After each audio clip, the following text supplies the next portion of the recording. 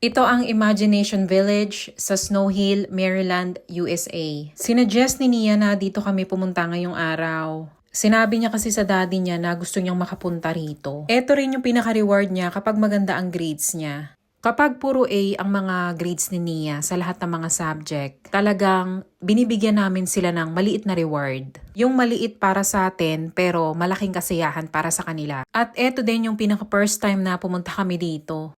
At ito ang Imagination Village kung saan nagsisimula ang saya at walang katapusang imahinasyon ng mga bata. Dito namin dinala si Nia para mag-explore, maglaro at matuto habang nag-i-enjoy. Maliit lang itong room na to pero maganda yung pagkaka-set up nila. At dahil nga walang katao-tao dito, ako na rin yung kalaro ni Nia. Pwede ako ditong mag-order sa kanya tapos siya yung magbibigay ng order ko tapos siya na rin yung cashier at the same time. Hi, welcome to the Star Dinner Guest Check.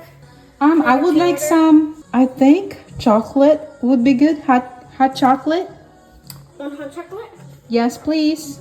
Fried eggs. Pancake, please. Two pieces of, yes. Order up. All right. Yeah. Ang mga laruan nila dito talaga namang parang totoo. Kaya si Nia talagang nawiling maglaro dito, halos ayaw nang umuwi. Meron din sila ditong maliit na grocery store. Nasaan kaya ito nung kabataan ko? Kasi noon, naglalaro kami sa labas lang. Yung mga pira-pirahan namin noon, mga dahon-dahon lang, ganun. Tapos yung mga laro noon, patentero, luksong baka, 10-20, habulan ng mataya-taya. Pero yung yung ganito, as in wala ka makikitang ganito noon. Ay bakit ganun? Napaka-unfair naman. Yung mga itsura ng mga laruan dito, yung cash register, parang totoong-totoo. Habang kami ni Nia dito naglalaro, si Michael at si Ronnie naman pumunta sila sa isang bookstore at may bakery din malapit. Welcome to the opening.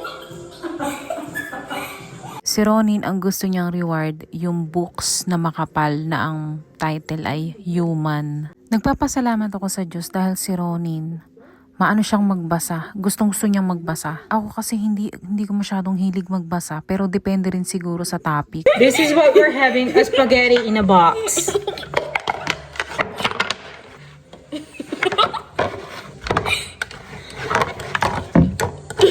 Okay, time for something else.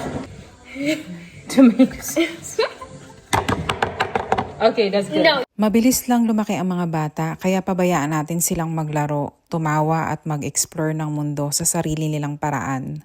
Sa bawat takbo, bawat ngiti, bawat simpleng sandali, doon nabubuo ang kanilang mga alaala na dadalhin nila habang sila'y lumalaki. Hindi man natin napapansin, pero may mga ganitong oras na pinakamahalaga. Yung bawat matitinding oras na puro saya lang. Kaya habang bata pa sila, pabayaan na natin silang maging bata.